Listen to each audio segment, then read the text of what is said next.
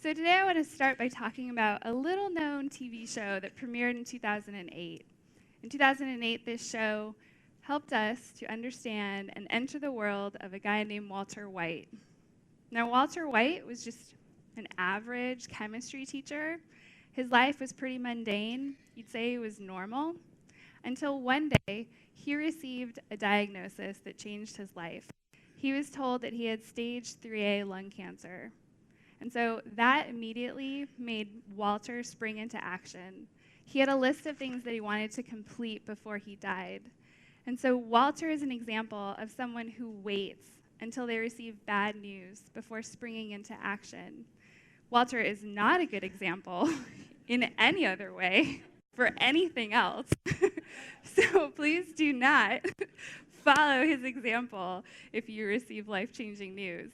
He is a good example, though, for us to analyze and to think about. What are we going to wait before we actually act? Walter, although he does present some really bad life choices, gives us this example of trying to live with the predicament of an impending death. So we have no way to know how much time we have on this earth. I'm sure we would like to be those people who shop for Christmas presents way ahead of time, or those people who plan for the future, or maybe even those people who finish company reports way ahead of time. I'm sure we would love to be those people. But there's no deadline for our lives, and so we continue on day after day, thinking that tomorrow I'll get serious about that diet, or tomorrow I'll get really serious about helping someone. Or maybe tomorrow, I'll think more seriously about my relationship with God. Well, today we're going to look at the parable of the talents. Now, this text comes right after Jesus tells a story about people who needed to be prepared. And then Jesus tells us the consequences when those people weren't prepared. And so this whole theme of being ready and getting ready and being prepared also permeates the text that we're going to read today. So this is from Matthew chapter 25. Again, it will be like a man going on a journey who called his servants and entrusted his property to them. To one he gave 5 talents of money, to another 2 talents, and to another 1 talent, each according to his ability. Then he went on his journey. The man who had received the 5 talents went at once and put his money to work and gained 5 more. So also, the one with the 2 talents gained 2 more. But the man who had received the 1 talent went off, dug a hole in the ground, and hid his master's money. After a long time, the master of those servants returned and settled accounts with them. The man who had received the 5 talents brought the other 5. Master, he said, you entrusted me with 5 talents. See, I have gained 5 more. And his master replied, well done, good and faithful servant. You have been faithful with a few things. I will put you in charge of many things. Come and share your master's happiness. The man with the 2 talents also came. Master, he said, you entrusted me with 2. See, I have gained 2 more. His master replied, well done, good and faithful servant. You have been faithful with a few things. I will put you in charge of many things. Come and share your master's happiness. Then the man who had received the 1 talent came. Master, he said, I knew that you are a hard man, harvesting where you have not sown, and gathering where you have not scattered seed. So I was afraid, and went out and hid your talent in the ground. See, here is what belongs to you. And his master replied, you wicked, lazy servant. So you knew that I harvest where I have not sown, and gather where I have not scattered seed. Well then, you should have put my money on deposit with the bankers, so that when I returned, I would have received it back with interest. Take the talent from him and give it to the one who has the 10 talents. For everyone who has will be given more, and he will have an abundance. Whoever does not have, even what he has will be taken from him. And throw that worthless slave outside into the darkness, where there will be weeping and gnashing of teeth. So it seems like the master is pretty mean.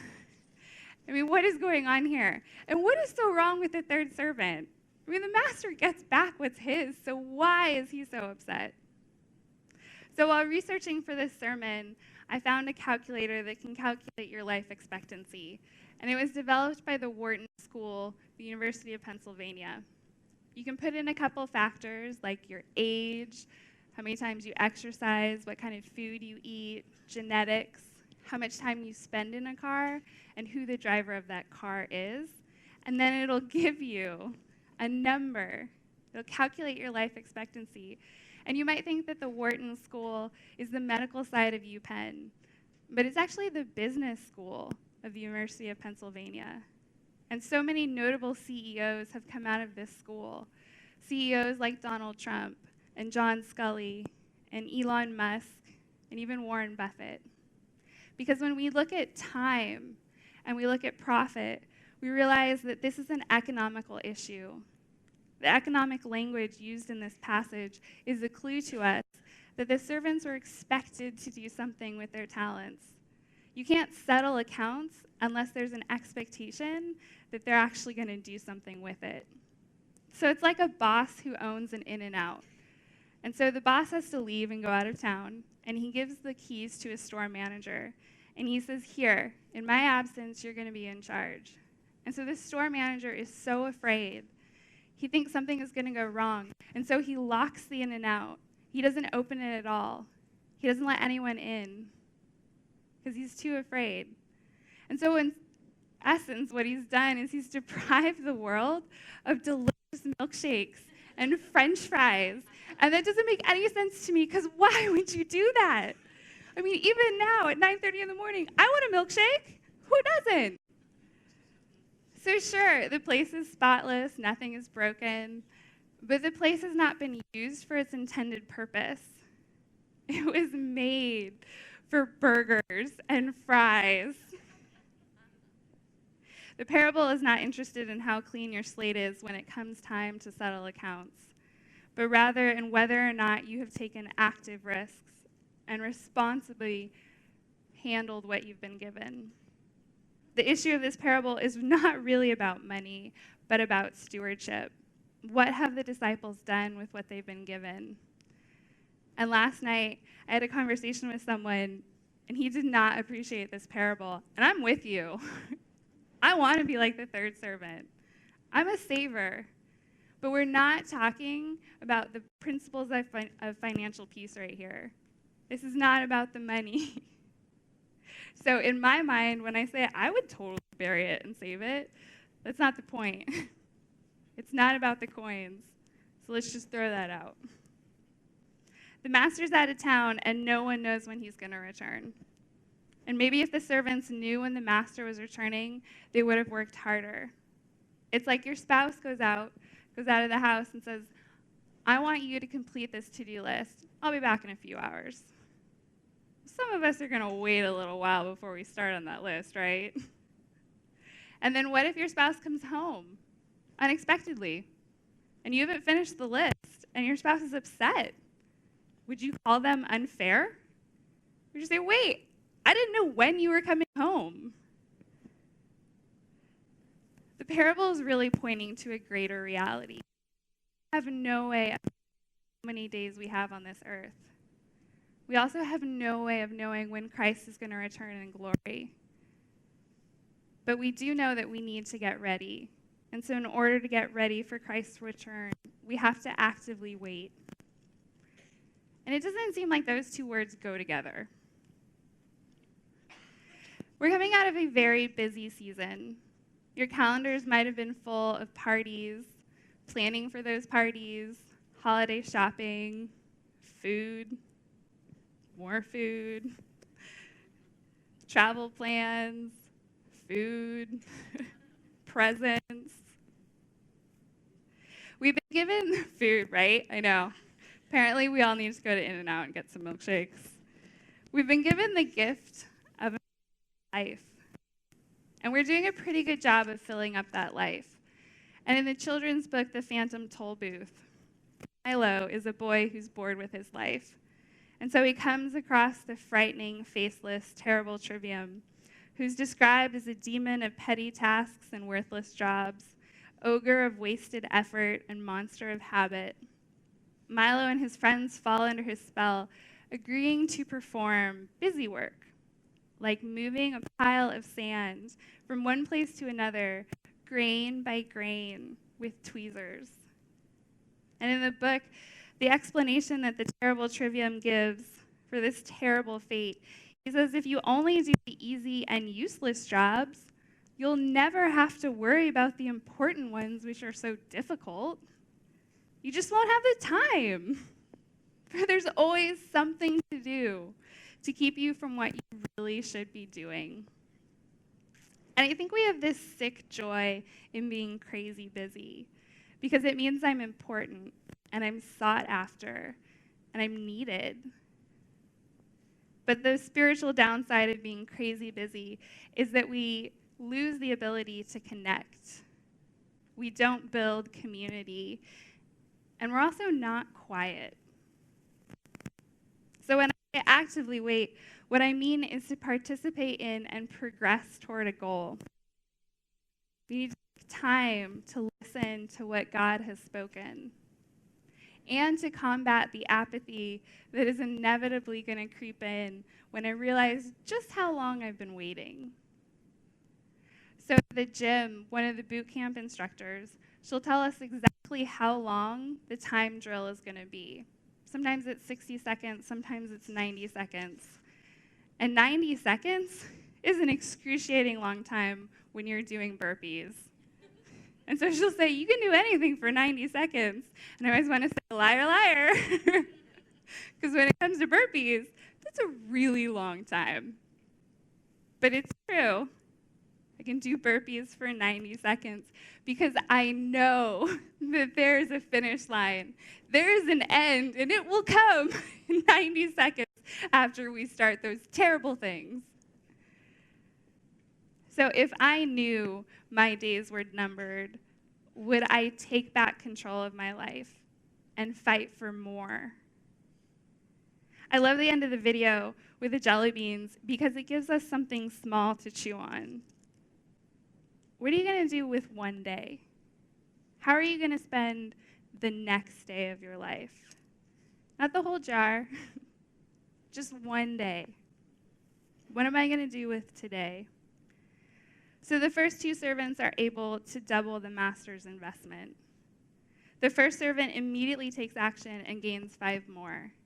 And it's the servant who goes to work, not the money.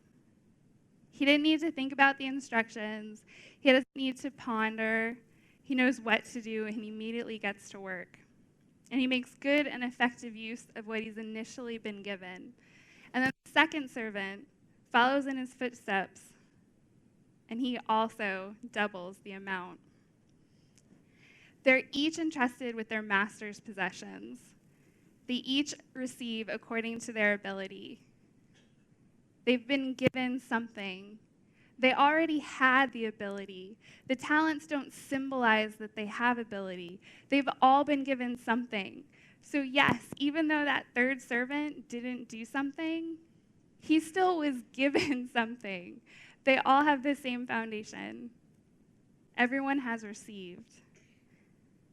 So in order to get ready, we also have to be responsible with what we've been given. It's funny that the reward for doing what is good is actually more work. It's not that they can stop.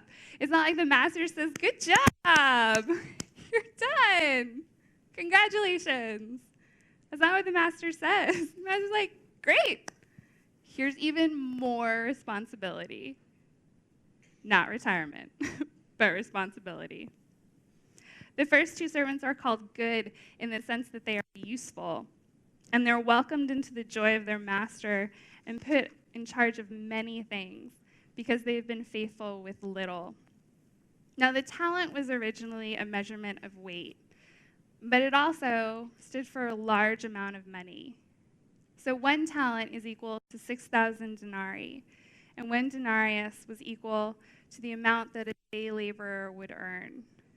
And so the irony of the passage is that the master says, you've been good with small things. But really, small things is about 20 years worth of wages for a servant. So let's look at the third servant, because this is really where it gets interesting. The third servant tried to justify his inaction. He buried the talent and put it out of mind and out of reach. And it's actually not that uncommon that people would bury things in the ground. Earlier in Matthew, Jesus tells the story of a man who finds buried treasure. And the man then goes and sells everything he has to buy the field that the treasure was found in. And the treasure ultimately being the kingdom of God. It's that important. The third servant's ultimate goal is really actually preservation instead of the advancement of his master's property. He doesn't go further and help his master or bring advantage to his master. And he's only interested in saving his own skin. So what are his motivations for not acting? Well, he's afraid. He substituted service for security, and his fear isolated him. He didn't talk to the other servants. He didn't ask them what they were going to do. He was alone. He didn't ask for help. And in scary movies, there's always that character that runs up the stairs or runs into the basement to find escape. And you always want to scream at the TV, "There is no escape for you in there. Run out of the house." I was driving behind a Jeep last week, and the Jeep bumper sticker said, "Frightened people do stupid things." And I think that's true. Fear is a normal and vital response to physical and emotional danger, and we need fear. But sometimes our fears are not life and death. And sometimes we hold back for no reason. I think that's true even more so when we combine our fear with our fear of failure. We decide ahead of time that we're not going to do something. We'd rather not take the risk. And so we don't reach our full potential. The third servant thought his master was unreasonable and that there was no way to please him. So he decided to not even try. And on a personal level, he's also probably experienced the harshness of his master. So when I turn on the news or I read the newspaper, I see that there are some pretty terrible things that are happening in the world. And I want to hide. I don't want to talk to my neighbors. I don't want to talk to people who are different than me. I don't know if you feel this fear. I do. I feel it every time I read headlines about racial divide and refugees and building walls. I think we feel this fear in society without being able to name it. In his inaugural address, Franklin Delano Roosevelt stood before a broken and depressed America in 1933, and he said, "The only thing we have to fear is fear itself. And when we give in to fear, we do nothing." The third servant hands back the talent to his master. He holds out the talent and says, "Look, I am returning to you what is yours." Irma Bombeck was an American humorist who wrote a popular newspaper column from 1960 to 1990.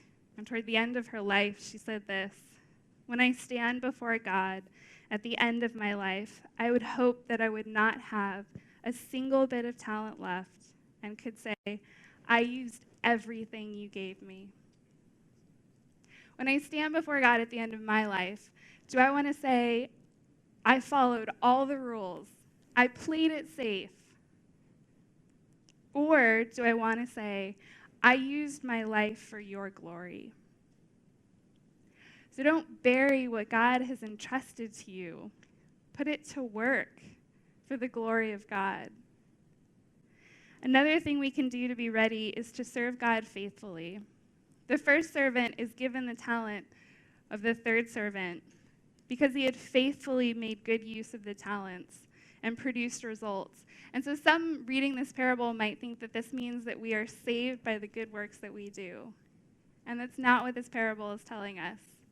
We are only saved through the death and resurrection of Jesus Christ. But what this parable is telling us is that we are meant to do something with our lives. We are meant to grow in our faith. We've been made for more than just sitting on the sidelines and watching the game.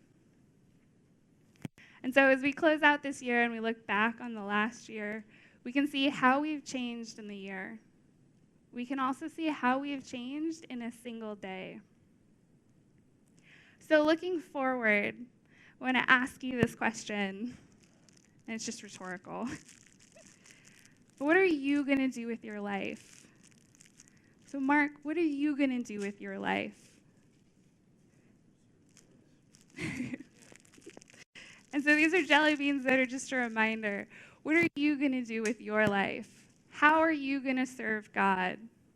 Today, tomorrow, for however long you have. Peter, one of the 12 disciples, he encouraged the followers of Jesus to live different lives from the rest of the world. And so he said, make every effort to add to your faith goodness, and to goodness knowledge, and to knowledge self-control, and to self-control perseverance, and to perseverance godliness, and to godliness mutual affection, and to mutual affection love. For if you possess these qualities in increasing measure, they will keep you from being ineffective and unproductive in your knowledge of our Lord Jesus Christ. Our days are numbered, so let's make the most of our time for God's glory.